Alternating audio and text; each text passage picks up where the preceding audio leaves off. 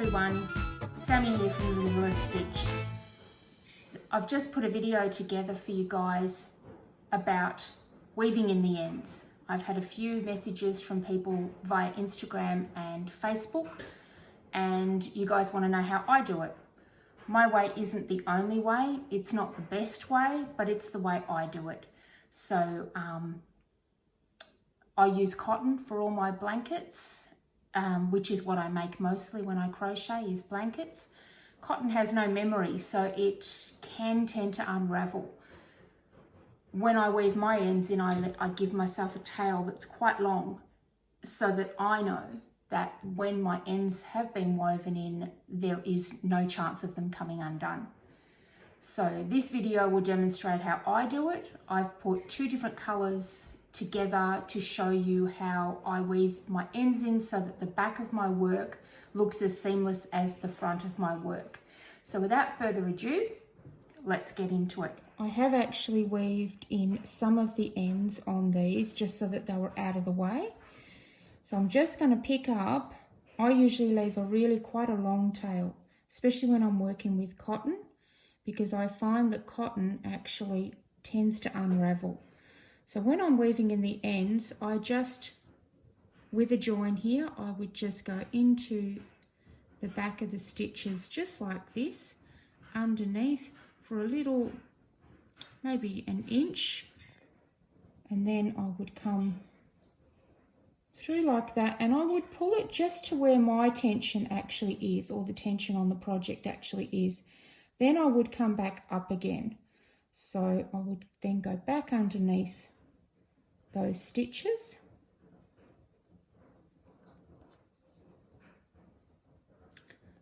and then I would go down one more time. Now theoretically this would be probably enough, but I get a little bit kind of nervous that my ends are going to come out, so I would probably then go down here just a little bit, maybe one or two times, just to kind of, then I feel like in my mind that all my ends are actually in. So once I've done that, then I would then pull that off, cut my string, and then I'll show you. So I'll cut that, put that out of the way. That's that part done. But then if I'm coming over here and I've got my darker yarn, just so that I want to make sure that when I'm looking at the back of my project, that everything looks like one colour seamlessly flows into the next, because I do like the back of my project to look as nice as the front. So here I would just come in underneath there, you can't see anything happening there, and then I would work this square down into the square. So I wouldn't work across the joins on this one, and that's just pretty obvious, I think, because it's the darker colour, and it is actually joined. This square is actually joined with the lighter colour, so I would just work this end into the actual square. And then once I've done that a few times, I'd be going back and forth in a few different directions, just picking up the bumps. The back of crochet is sort of usually easily identified by the bumps. So the front will have, long stitches. The back will have a lot of little knobbly bumps. If you can see this one here, I have the very beginning of my square, and I'm just going to thread this, it's not going to cooperate, yes it is. I have the part where I started, so I would go in under that. And this is really important if you've done a magic circle start, because the magic circle is great, but it is also notorious for unraveling. So when you do one of those starts, they are, most of the time, they're my preferred way to start, but you have to be really, really, really vigilant with weaving in your ends, especially if you're using cotton.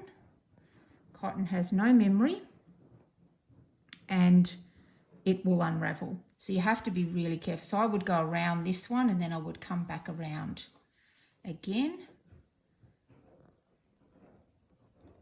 And then what I would do if I've got enough yarn, which like I said, I usually do, I usually overdo it with my tails because I'm just nervous about ends coming out.